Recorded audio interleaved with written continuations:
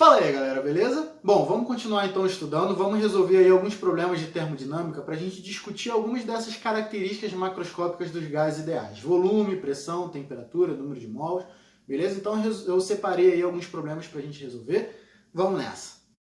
Bom, então uma questãozinha aí de gases ideais para a gente fazer. Então, um gás diatômico ideal, e vem de grude aí o coeficiente de expansão adiabática desse gás diatômico, que é 7/5, inicialmente com pressão P0 e volume V0, passa por um processo isotérmico que faz com que o volume do gás se torne V0 sobre 32. E, em seguida, sofre um processo adiabático, daí o dado do coeficiente de expansão adiabático, até sua pressão atingir P0 sobre 4. E aí ele está querendo saber o volume final desse gás em função de V0 depois dessas duas transformações.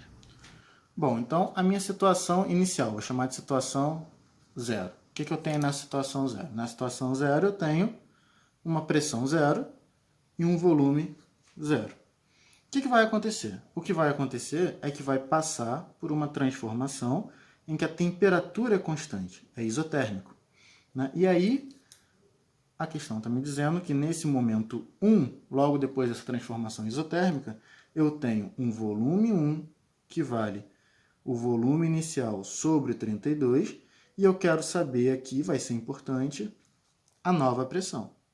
Tá? Eu ainda não sei quanto vale essa nova pressão. Quanto será que vai?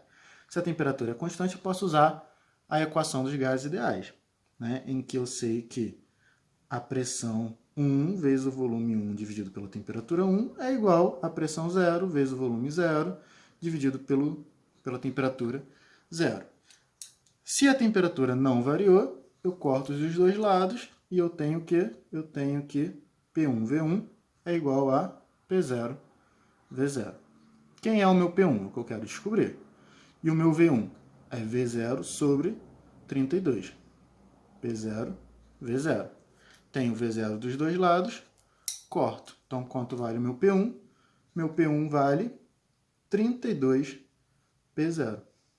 Então, o meu P1 vale 32 vezes a pressão inicial.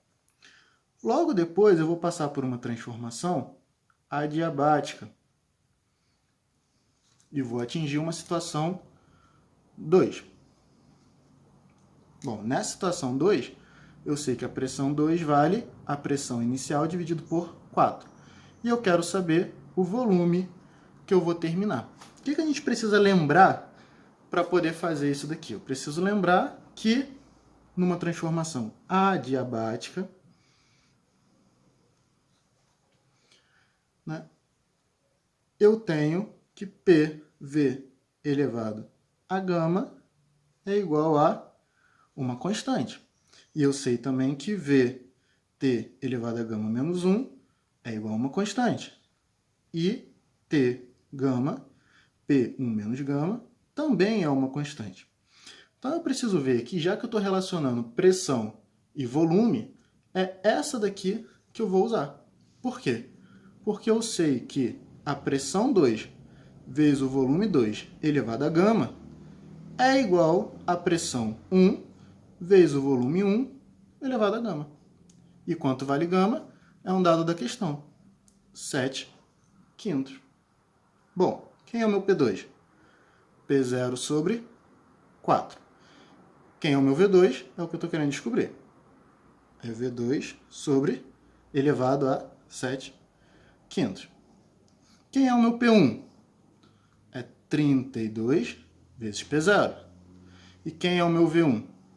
É V0 sobre 32. Isso tudo elevado a gama, que vale 7/5. Eita, matemática aí. Vamos embora. Bom, vou passar esse 4 para o outro lado multiplicando. Então, eu tenho aqui P0 dos dois lados, pode cortar. Então, eu sei que V2 elevado a 7/5 é igual a 4 vezes 32, 128. Bom, V0 elevado a 7/5, vou deixar isso quieto aqui. V0 elevado a 7/5. E 32 elevado a 7/5, eu vou fazer o seguinte. 32 é 2 elevado à quinta. Então, quando eu fizer 32 elevado a 7 quintos, isso é 2 elevado à quinta elevado a 7 quintos. Eu posso cortar esse 5 com esse 5. Então, isso daqui vai dar 2 elevado a sétima. Bom, e 2 elevado a sétima vale quanto? 128. Então, 32 elevado a 7 quintos é 128. Olha que beleza. 128 corta com 128. Eu tenho que V2 elevado a 7 quintos é igual a V0 elevado a 7 quintos. Que conclusão eu tiro daqui? Que o V2 vale V0. Mais uma questãozinha aí. Utilizados em diversas áreas de pesquisa, balões estratosféricos são lançados com seu invólucro impermeável parcialmente cheio de gás, para que possam suportar grande expansão à medida que se elevam na atmosfera. Um balão lançado ao nível do mar contém gás hélio a temperatura de 27 graus Celsius, ocupando um volume inicial VI. O balão sobe e atinge uma altitude superior a 35 km, onde a pressão do ar é 0,005 vezes a pressão ao nível do mar que ele começou, e a temperatura lá naquela altitude é de menos 23 graus Celsius. Considerando que o gás hélio se comporte como um gás ideal, qual é aproximadamente a razão do volume final sobre o volume inicial? Bom, eu tenho aqui então uma certa pressão inicial, um certo volume inicial e uma certa temperatura inicial. Em que essa temperatura inicial eu sei que vale 27 graus Celsius, ou seja, 300 Kelvin, beleza? Bom, então eu vou levar esse sistema a um sistema em que a pressão vale 0,05 dessa pressão inicial, não sei esse novo volume, e sei que a temperatura nesse novo sistema é de menos 23 graus Celsius, lá em cima, 250 Kelvin. Bom, o que eu estou querendo saber? Eu estou querendo saber a razão entre o volume final e o volume inicial. E eu sei também o quê? Eu sei que a pressão final vezes o volume final sobre a temperatura final é igual à pressão inicial, volume inicial, sobre a temperatura inicial. Dessa forma, deixando V sobre V0, que é o que eu estou querendo, só jogar o V0 para o outro lado, eu tenho que V sobre V0 é igual a P0 continua do lado de cá, T0 também. Esse T passa para o outro lado multiplicando, e esse P passa para o outro lado dividindo. Bom, então, V sobre V0 vale pressão inicial, está aqui. Temperatura final, 250. Temperatura inicial, 300. E a pressão final é 0,05 vezes a pressão inicial. Eu tenho pressão inicial em cima e embaixo. Então, eu corto. Fazendo essa conta, V sobre V0 vale 167. Bom, mais uma questãozinha aí. A bomba de ar para a bicicleta da figura possui 50 centímetros de comprimento interno para o deslocamento do pistão. Quando acoplada à câmara de ar totalmente vazia do pneu de uma bicicleta e com o pistão recuado de 45 centímetros medido a partir da base da bomba, a pressão interna é de 1 atm. Então, essas bombinhas de encher pneu de bicicleta, quando você está no máximo dela ali, você está recuado 45 centímetros e a pressão ali dentro é de 1 atm. Quando o ar é injetado sob pressão, ou seja, quando você aperta esse pistão, a força ali dentro acaba vencendo um obturador que está ali na ponta. E aí o ar começa a fluir e entrar no pneu. E é necessária uma pressão de 1,2 atm para que a válvula seja aberta. Então, permitindo a entrada de ar no seu interior. De quantos centímetros deve ser deslocado o pistão para que isso seja possível? Ou seja, você tem que apertar quanto esse pistão para poder liberar o ar. Bomba de ar da bicicleta, né? Eu começo aqui, esse pistão tem uma certa área, que não importa qual é, e quando ele está, esse pistão, numa altura de 45 centímetros, a pressão ali dentro é de 1 atm, beleza? Bom, se eu pressionar esse pistão uma certa quantidade, que eu vou chamar de X, então se eu fizer esse movimento aqui, eu vou diminuir o volume do gás que está aqui dentro. Quando eu diminuo esse volume do gás, aumenta a pressão. Quando eu chegar em 1,2 atm, eu começo a liberar o ar que está ali dentro. Bom, Então, o que vai acontecer aqui? Né? Eu vou pensar no seguinte, eu vou lembrar que isso daqui é uma transformação isotérmica. Isso quer dizer que a temperatura é constante. Então, quando eu fizer que PVT é igual a P0 V0 sobre T0, esse T aqui pode cortar, porque a temperatura final e a temperatura inicial é a mesma. Bom, então, pressão final é de 1,2. E o volume final? Bom, o volume final eu posso chamar de, se eu vou diminuir até aqui, eu sei que essa nova altura vale o quê? Vale 45 menos x, certo? Então, qual é esse volume final? A área da base vezes a altura, que é 45 menos x. Bom, e a pressão inicial? É 1 atm. E o volume inicial? A área da base vezes a altura, que é 45. Beleza? Bom, eu tenho a área da base dos dois lados, pode cortar. Fazendo aqui a distributiva, eu tenho 1,2 vezes 45, 54. 1,2 vezes menos x, menos 1,2x. E aqui, 45. Bom, passando aqui para o outro lado, 1,2x é igual a 9. Então, o x vale 9 dividido por 1,2, que dá 7,5 centímetros. É o tanto que eu tenho que pressionar o pistão.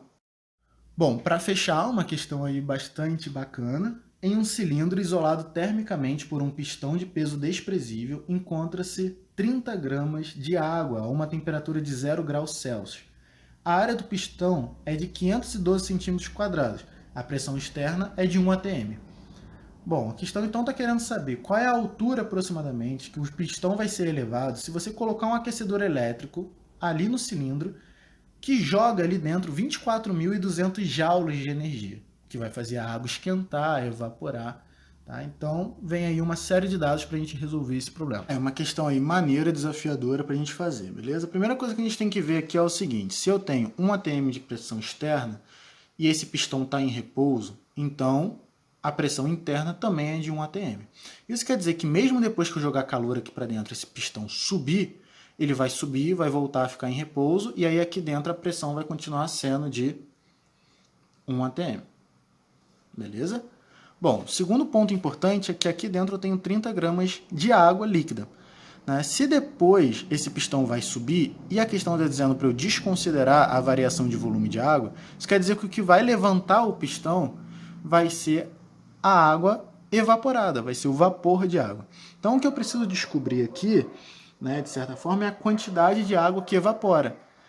Bom, para isso eu sei que a quantidade de calor que eu estou cedendo é de 24.200 joules, né, que dá 5.762 calorias. Então vamos naquele esquemazinho que eu gosto de fazer, né, vamos colocar aqui uma linha, né, de temperatura, em que eu vou colocar aqui primeiro a água líquida a 0 graus Celsius e eu tenho 30 gramas. E eu vou tentar levar essa água a 100 graus Celsius, né, e eu vou continuar tendo 30 gramas. Então, isso daqui é a primeira ação do meu calor que eu estou cedendo.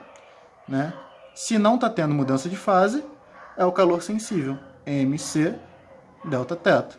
Então, quanto vale esse meu Q1? Massa, 30, calor específico 1 e a variação de temperatura, 100. Então, o calor necessário para levar essa quantidade de água até 100 graus Celsius é de 3.000 calorias. Eu tenho essa quantidade? Tenho.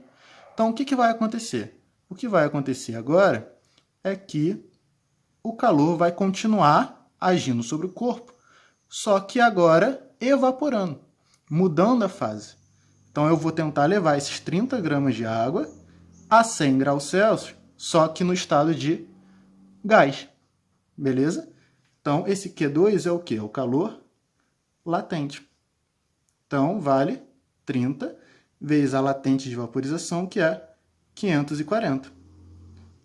Quanto vale esse calor? 16.200 calorias. Olha, só tinham me sobrado, né, depois que eu esquentei a água, 2.762 calorias. E eu preciso de 16.200 calorias para evaporar 30 gramas de água. Eu não tenho. Então vamos fazer uma regrinha de 3 aqui para descobrir quanto de água vai ser evaporado, porque vai ser essa quantidade de água que vai levantar o pistão. Bom, para evaporar 30 gramas, eu preciso de 16.200 calorias. Então, quantas gramas de água eu consigo evaporar com as 2.762 calorias que me restaram? Fazendo essa regrinha de 3, eu descubro que o X vale aproximadamente 5,11 gramas. Beleza? Bom, então quantos mols de água eu estou evaporando?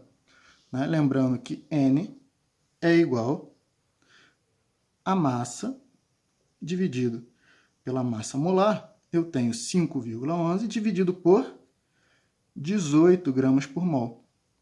Isso vai dar aproximadamente 0,28 mol de água sendo evaporada. Bom, e agora? Agora eu posso utilizar a equação dos gases. PV igual a nRT. Eu quero descobrir o volume que esses 0,28 mols faz aumentar.